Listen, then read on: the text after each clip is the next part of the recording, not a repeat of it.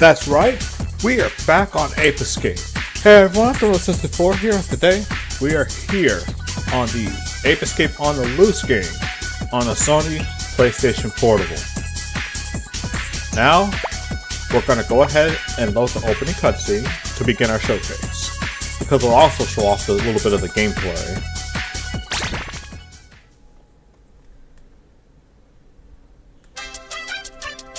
Just want to say real quick before they actually start talking, this is only going to be showcasing a little bit of the gameplay differences. We can already see the visual differences in the cutscenes, but the gameplay differences of the main loop and of course the minigames.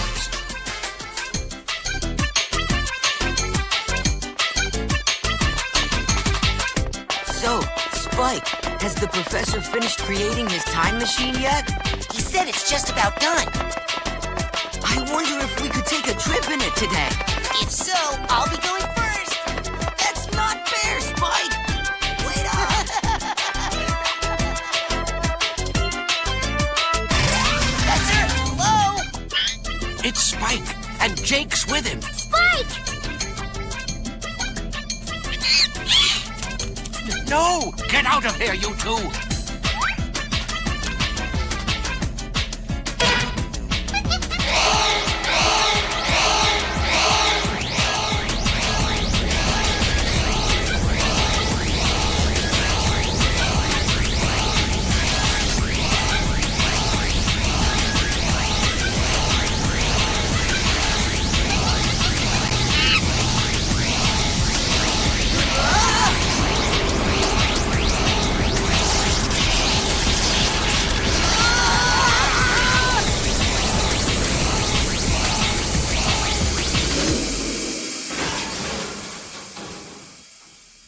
So that's it! I've got it!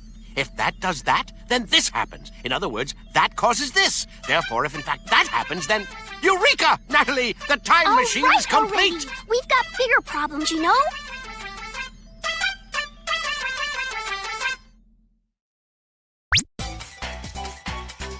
Spike, can you hear me? Something incredible has happened. As a result of that accident, you have been warped through time. You will soon arrive in the age of the dinosaurs. The bad news, Spike, is that a band of monkeys is also lost in the past in many different lands. If those monkeys are left to their own devices, they will probably end up seriously changing the course of history. Spike, I have a request to make of you. Luckily, you should be in the possession of 2 gadgets I've invented. I want you to use them to go after as many of those wild apes as you can. You'll be able to capture them with the time net. And should you find yourself in a potentially dangerous situation, use the stun club to defend yourself. It will definitely come in handy. I know you'll be more than up to the huge task ahead. I'm counting on you.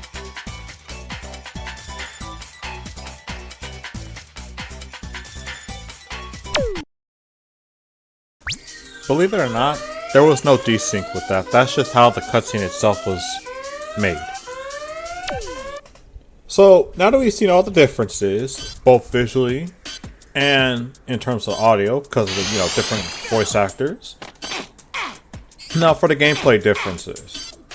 So right out the gate, if you could look at the interface, you could tell that I only have 3 gadgets to use, as opposed to 4.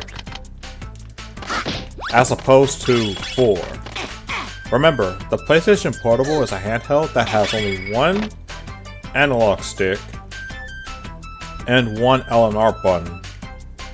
So that means that our X button is now the jump button. I can't even use that to cancel? Anyway. So because we don't have a second analog stick, you're probably thinking, how the heck did the buttons work? Simple. We use the gadget buttons are now assigned to those buttons as opposed to you assigning the gadget and then using the right stick. And the aspect of actually catching the monkeys, the people monkeys, their actual terms, in terms of actually capturing them, this is actually a really quick way of doing things. But in terms of virtually anything else, Transporting. Gotcha. it's not the greatest. Like, because the thing is, whenever you swap to a different gadget, you automatically use the gadget. And I'm actually going to load up a save file with all the gadgets so I can show you a little bit of the differences with how the other ones work. Like, for example, the monkey radar. Since you don't have an analog stick to start scanning, how does that work? On top of that, the RC vehicle. The RC vehicle also uses both. We're going to look at both right now. And the super hoop, just mash it. You just have to keep pressing it to move with this one. I gotta say though, in terms of the sound design, the gadgets don't hit the same way as they did. That's one thing I could just get off the gate. But other than that, the monkey radar, if you hold down the square button, it'll start circling around. It'll always always look at where you're going, so you can just use it like this. But if you just want to look around, you can just hold it. I think it makes you a little bit slower for doing that. Okay, no it doesn't, but yeah, that's how you use it. RC vehicle. You use the D-pad. This by itself isn't really that bad. I'm glad they at least kept it so I could be able to use both the analog stick and the D-pad at the same time and still keep moving like this. The RC car may move a little weird, but that's fine. It's not the worst thing. My thing is, keep in mind, the D-pad is the controller that you use, the controls you use for the camera.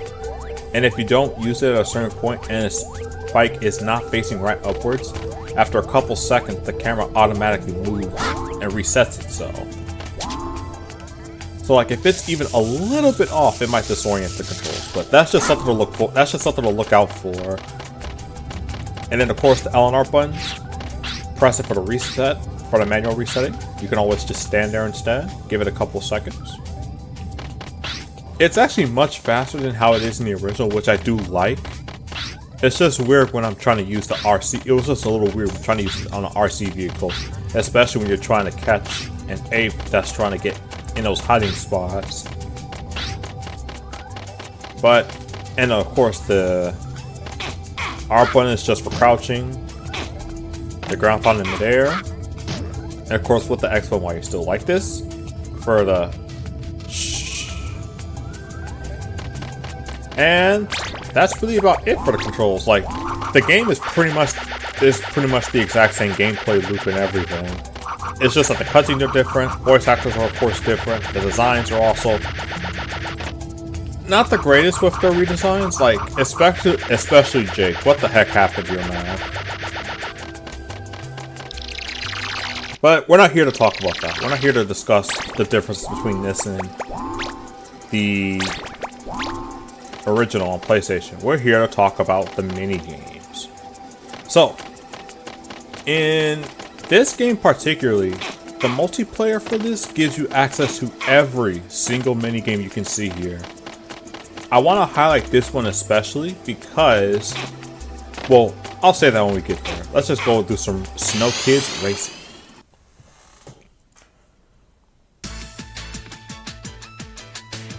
It features similar music to the Ski Kids version, but I actually really like this one a bit more. So for this one, you actually have a really wide range of characters to use, which is honestly something I find a little bit unprecedented. One thing I do want to clear up though, is that with all these characters, especially the fact that you get to play Specter, the professor is the most cursed one in here, so of course we gotta play him. Oh frick, I didn't even notice, we even have the Peopletron in here. The Peopletron are a whole other breed of apes that we won't be able to get talking to here because they're not relevant on this version of the game. Or Ape Escape 1 as a whole. But yes, the main thing about this game, this minigame rather, is that you're of course racing. You're trying to get down as quickly as possible throughout these mountain slopes. But the best way to go about it is by, you know, maneuvering yourself with the analog stick. You use X or the triangle button to jump. You can even hold it to store a little bit of the jump power. And when you're in the air, this is actually really important to know. When you're in the air, you can actually hit tricks with the square or the circle button. They do different tricks for each button. This is important because every time you do a trick, you actually build a little bit of this meter, and every time you touch a banana, your boost actually goes out. So this is the only way you can really boost in this game. So hitting those tricks. Okay. And of course, if you fail the trick, the boost meter resets, so be on the lookout for that too. I think they actually give you different amounts of meter, like how much meter you increase based on which trick you use, but I don't think anyone's going to really analyze that for a game like this.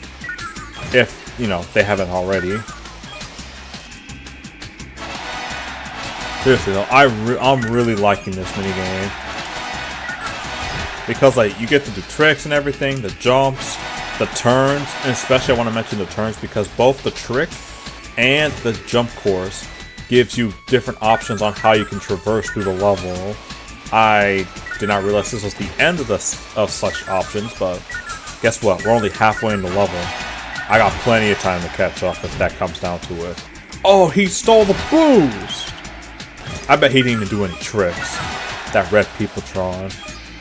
Most of y'all will probably remember him from Ape Quest if you've been like a long time viewer of this channel. Woo! Sorry, I just love when there's like momentum with the ability to do tricks. Another thing from Go Vacation, if anything, which still looking for like some people to play multiplayer with, by the way. Like that's still on the table. It's just, you know, there's been so many other games that's been out and other games I want to check out at this point that like it's been kind of fun messing around with it. This dude can fly. I legit think this dude is trying to fly around here. But yeah, that's pretty much just been what's been going on with this minigame. Just like you could just feel like you're flying every time you jump in the air, doing so many tricks. But yes, as I mentioned before, selecting the professor on this is actually cursed. I haven't even really focused much on how to gain like speed and everything, but again, I think more people are going to be focused on the fact that you can do so many tricks on this than they're worried about like trying to cut down how much time it is on something like this. That being said, I do want to get that boost.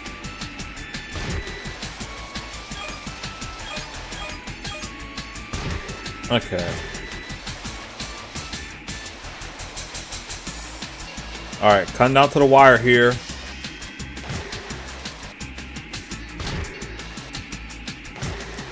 Alright. Whew. But yeah, that's really all that I wanted to show off with this. Dang, Red Peopletron got last? Okay.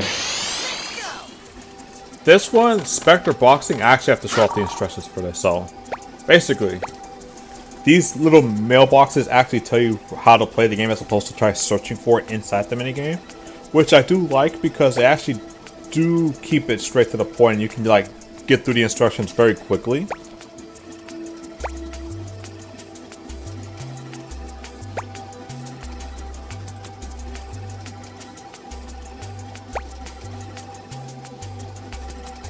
And for some reason, they don't tell you what the circle button does. The circle button is for like how to sway and dodge the move. Like basically, you're swaying.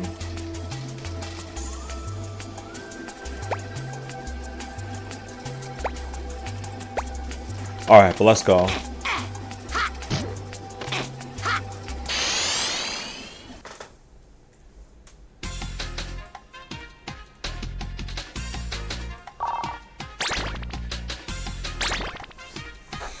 So again, you have your selection of apes here. Is it still just...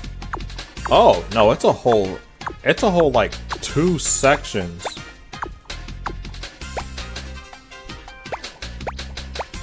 And each one of them have different stats to utilize. That's actually kind of insane.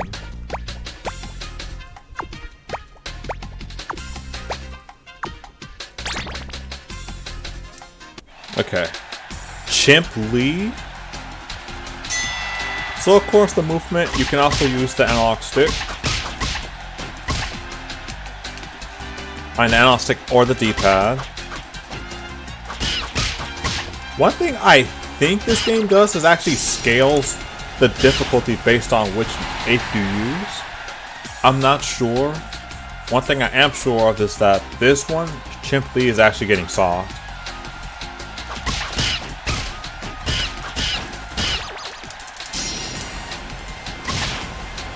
Whenever they get stunned like this, you have to mash the buttons. And when you mash the buttons, you get like this super punch that pretty much knocks all their stamina out for a quick knockout. Or rather, a quick down.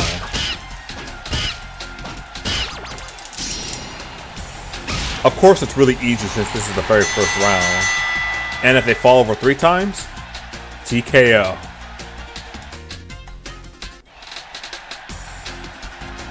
Capering, or capper.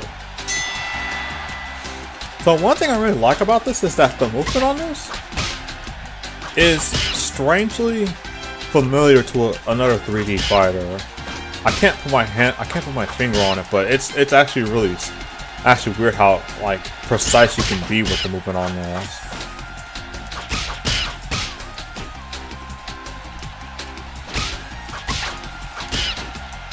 Yeah, look at this. The second opponent and they're already learned how to sway and do like quick return hits.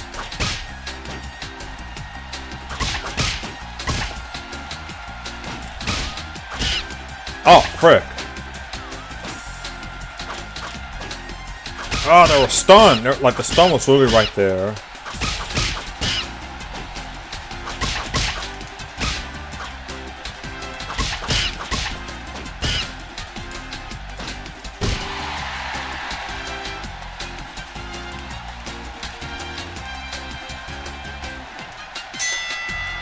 Okay, so if you hit square or circle,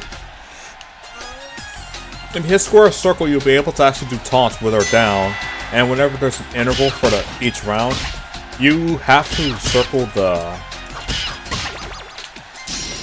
the analog stick around or D-pad to recover some health. You can't do that when they're down like this, but okay, no, it's all the buttons except it's like square, triangle, or circle. I'm glad they actually keep these in. Now get down there. Whoa!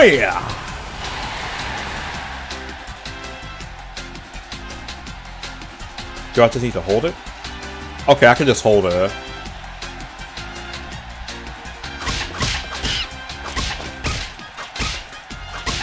Keep him in the corner. Keep him in the corner. That's it. Ooh.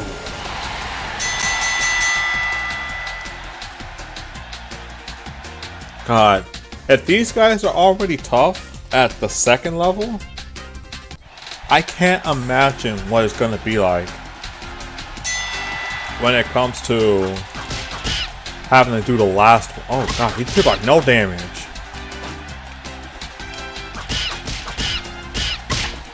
I blocked! So to block, you have to hold like against the, like in the opposite direction, basically like backwards from the opponent. And they have to be attacking, because the blocking is entirely automatic. Alright, he's almost done. He's almost done. Come on. Ah! No! There goes my chance.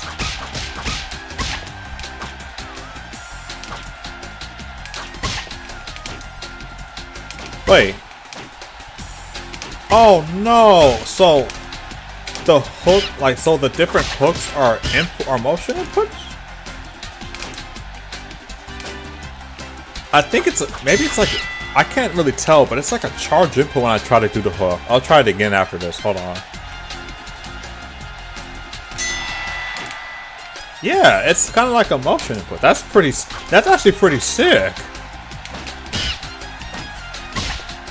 So does that mean, like, yes, you can do those on command with the inputs, and the game, of course, will not tell you how to do these.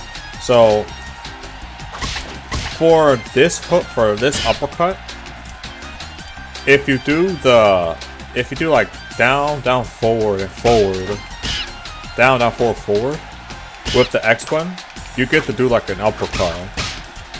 I wanted to say more like a Hadouken input, but that's only with the presumption that most people know even what that is, let alone the input.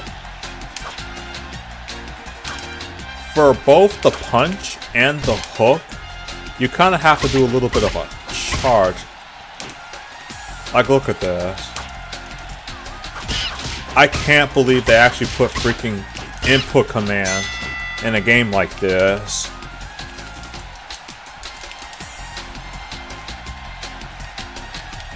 Like, this is like the last place I would ever expect them to put something like this in. And I'm just now learning about this after so many years.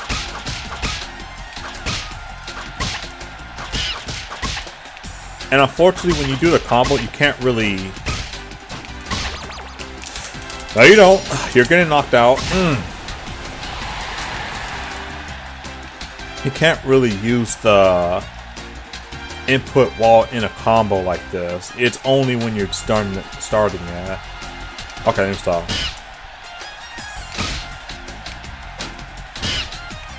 Actually, no. Any of the inputs do this one. Like the charge input for works too.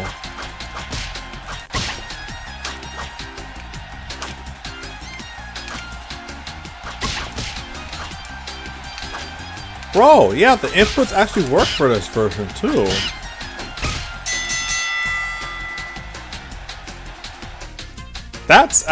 That's really cool though, how they actually put motion inputs for freaking stuff like this.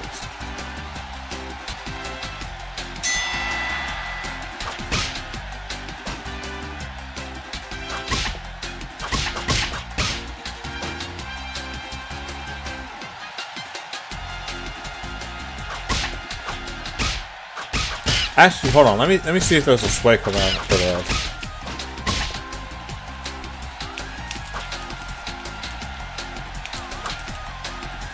Doesn't look like there is.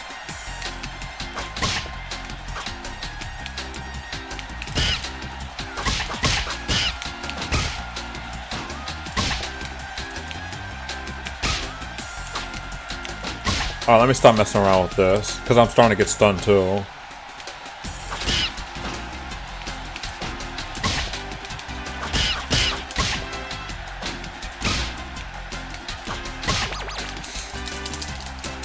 Come on! You're getting knocked out. Ah! Knocked down, rather, but still. Seriously, why does a minigame like this have that kind of depth to, like, boxing? Like, I'm glad it does, but holy frick. I would've, like, just imagined they would've just made it so it's like you're just holding the input, but the fact that... And the thing is, you want to do these because they give you extended ranges on moves like this. Who knows what kind of extra inputs you need just to do the rest of them.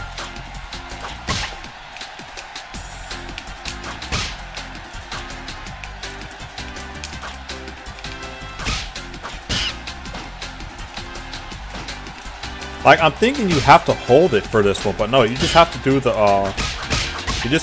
motion input for this. That's it.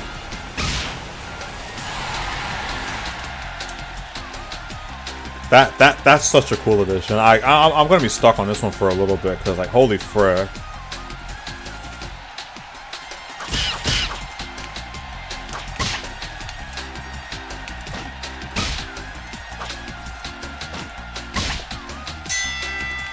Yeah, I'm sorry, but, like, just knowing that is in the game, in a boxing game like this, actually insane. But that only begs the question, is there a scene for this game?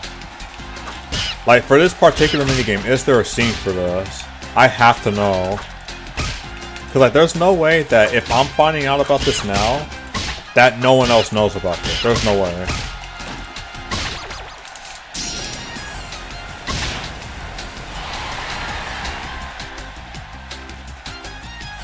Okay, it looks like they might be down for the count for real this time. Yeah, that's it. That's it. No? Okay.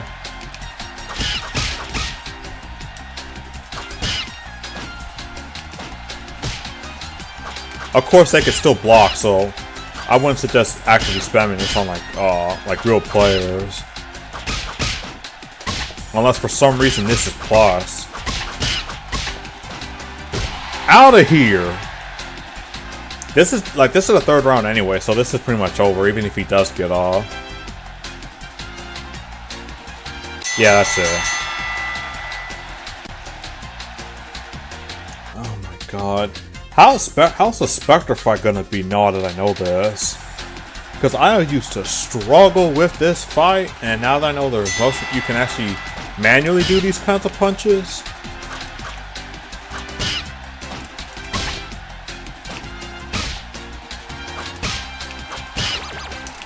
I stunned Specter. This is the first time I've ever just flat out stunned Specter. Of course he's gonna get up like immediately, but holy frick. This is absolutely the best thing I got to learn about this freaking game. I'm trying to see if there's more. I stunned them again! This might actually be a TKO at this point. But yes, I'm trying to see if there's like more motion commands or whatnot. But again, there's no way no one for this long has like not known about this. There's no way. This is a TKO. I already TKO'd him in the first freaking round. Yo, this is actually insane. Oh frick, so there is a champion. Blue Peopletron. Okay, so he has to be crazy. I know he's gonna be crazy. Look at how much damage this dude did on just a basic punch input. Yeah, cause like this move is super laggy too, and I think you just get out the way. Might still be plus though, if you try to block it.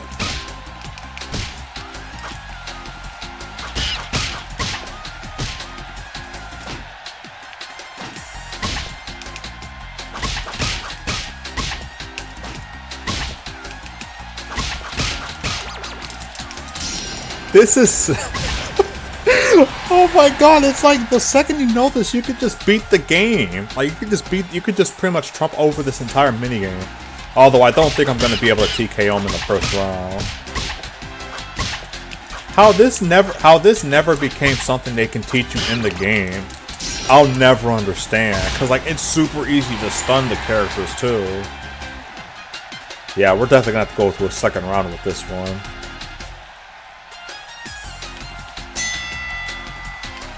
Like, oh my, you gotta understand, like, this is something, like, remember, this is something I played before it was even 2010.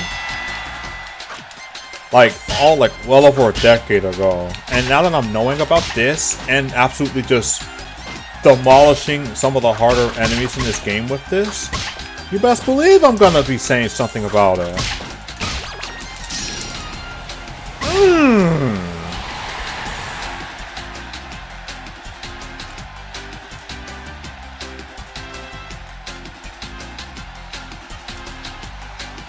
Definitely not it though. Not to mention, there's also extra startup from like doing the input like this. I don't even need. The thing is, keep this in mind. This is from the basic punch command. I haven't even hit this man with the command hook, or rather with an input, like the hook input command.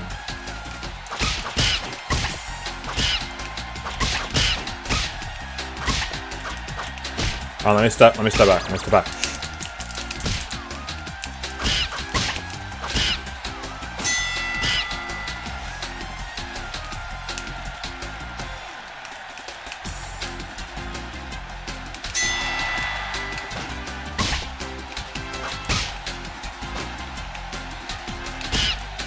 Right.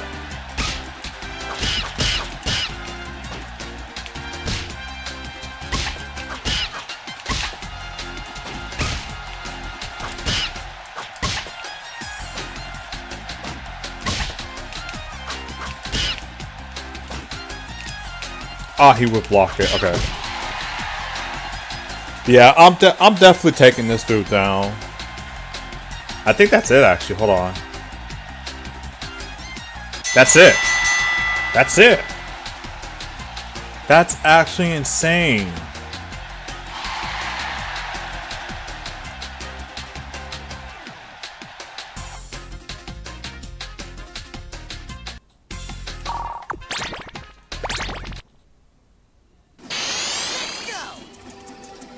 Okay, so onto the Jake attacks.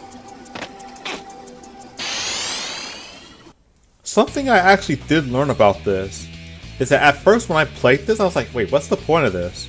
I can already, like, well, actually you can't in the PSP version, but it's like, you can already access this in the original version just by playing this normally. What I did not realize I've been waiting for you, Spot. is that this is actually a 2-player minigame. So, one person will be controlling Jake, and the other will be, of course, controlling... will, of course, be controlling Spike. It's just that what I did not know about this is that, and before you even ask, no, if you play, the playable version of Jake is nowhere near this overpowered with the jumping and everything. But yeah, like I was just saying, the fact that that someone managed to turn this, why'd you turn around like this? Someone turned this into a 2-player minigame is actually pretty sick. At least with the idea, because the thing is that with the exception of the Skyflyer, you don't really get to use your gadgets with the 2-player mode like this. And the thing is, if someone played the main, played the main game, of course the person who's actually played this already is going to have a better advantage of making corners and everything.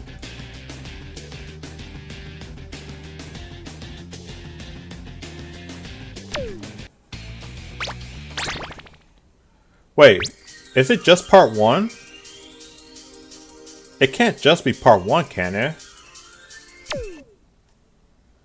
If it's only just this, I'm gonna be honest, I'm actually a little disappointed if that's the case. Cause like, there's just no way they finally added something like this. But then they said, you know what?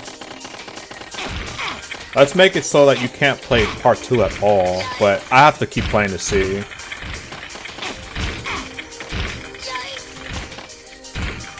Anyway, what I'm showing y'all is pretty much like the actual optimal route on how to get through this, both for the main game and for just generally multiplayer.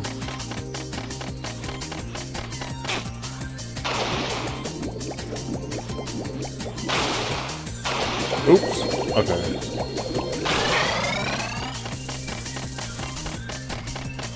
Remember that you can't swim faster with the X button. I think if you fall over, it's an instant loss, so be careful with that too.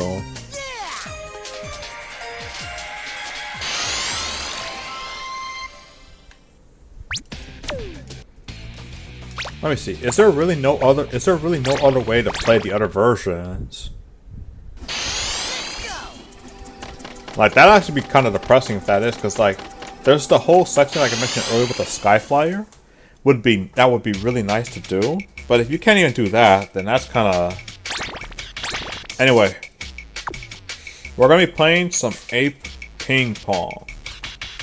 Of course, all the face buttons are used for swinging. And of course, the left stick is going to be our main maneuver.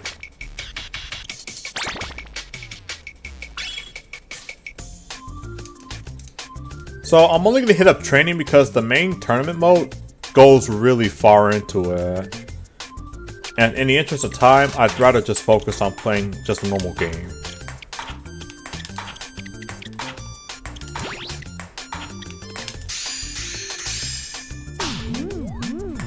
So, if you use the square or triangle button with that smash meter you see at the right. Okay. With the smash meter on the right. They actually uses a special serve like this. Oh, frick, that one really curved. Okay, they got me with that one. Like, for example, the one in the black pants, or rather the ones in the black pants because there's more than one, Freddy and Ron here, both have powers where you can actually sort of lag the ball. Like, look at it. Look at this, we're hitting the Wi-Fi button on now.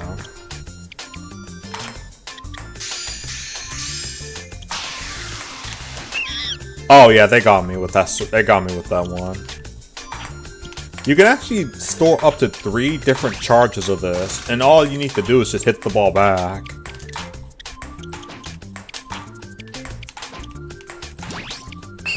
Oh, of course that'd be out. Alright, whatever.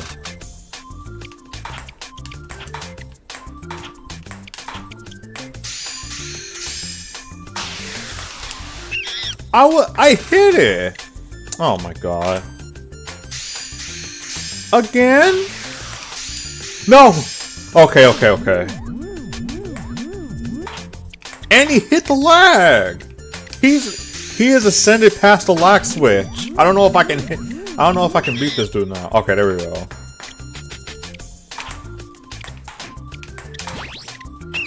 I did not hit it that way. What the heck? Is it the opposite direction of where you're hitting it? No. That was really weird. Anyway. But that is pretty much the general gist of this. And remember, all these minigames can be played with a real player, so... Imagine the chaos you can have with this with another player. Unfortunately, I think most of these are only... Oh god, how many of these are you gonna do?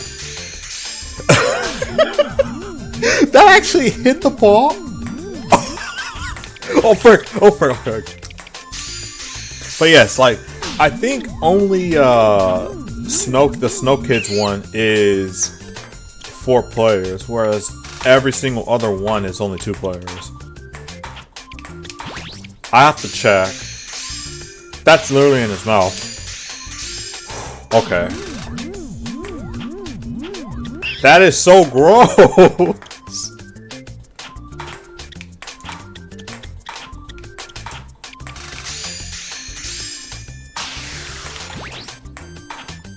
Yeah, you're not mixing me up like that again.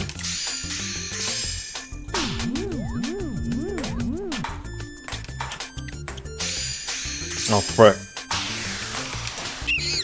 That was too slow.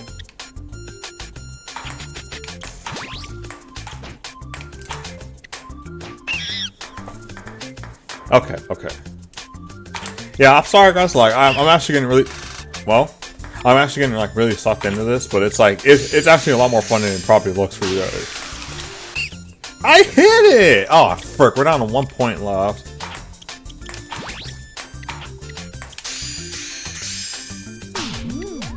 Alright, come on, lag switch. Lag switch! Yes!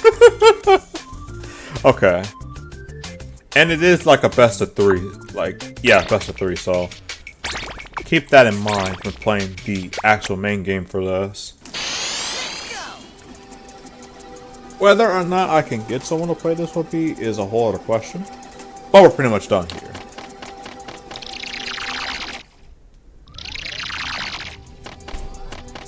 One thing I want to check with Honolulu specifically, can you do time trials on the main boss? No, you cannot. I actually don't remember that. So before we end things off, there is actually one more feature that I want to show off that is only on the loose. Or rather only in on the loose. So you guys remember the monkey book where you had all the apes with their own bioses. They actually changed them in this version of the game, but we're not going to go through all those. We're going to do a very quick scan of the enemy book. We're not going to have enough time to be able to read all this without this video being about 2 hours or something like, just like last time. But yes, you can actually see all the data entries for every character in the game, as well as a quick look for the model. For some reason, however, you get the ability to look at the models of all the enemies, but in the monkey book, they still just save like screenshots. Really compressed screenshots of them too, mind you. Walloon Knight? That's his name? Spectalizer? Yeah, Specter gotta work on these names. Holy frick. Like, that's actually so lame now I'm hearing this. The body portion which fits together with the head portion. Holy frick. There we go. I will say though, the fact that we get to look at the models and everything is actually is a nice addition.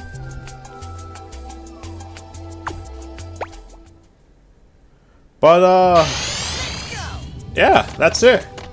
If you want to see more cutscenes based on this, I will put like a link to a playlist in the description for all of the cutscenes in Ape Escape on the Loose.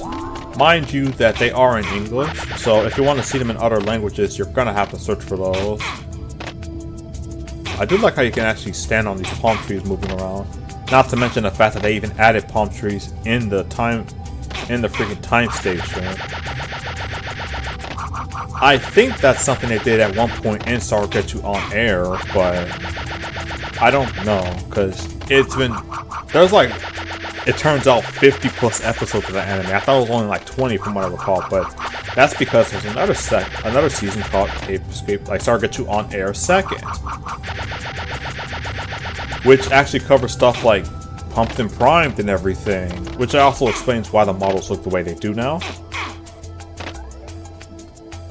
But just one last thing.